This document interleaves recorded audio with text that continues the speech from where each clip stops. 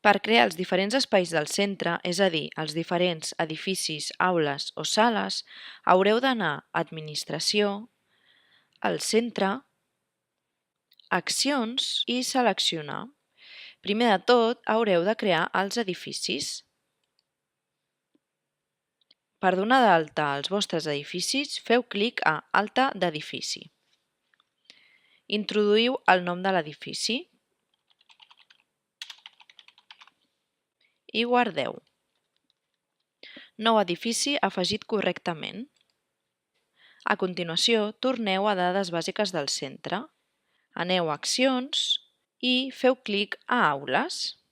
Des d'aquesta pantalla podreu donar d'alta les vostres aules fent clic a Nova aula.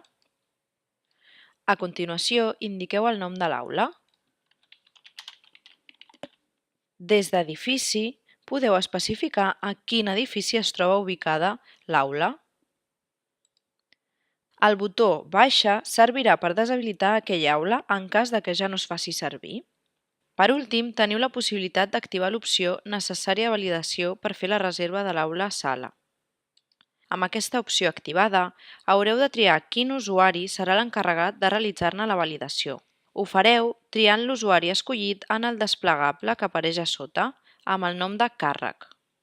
Només apareixeran les persones que tinguin el permís Validació de reserves d'aules i sales. Un cop configurada la nova aula, feu clic a Guardar. Nova aula registrada. Així doncs, aquests espais seran gestionats mitjançant reserves per tenir-ne un control i l'aula no serà assignada fins que la persona que tingui el permís en validi la petició.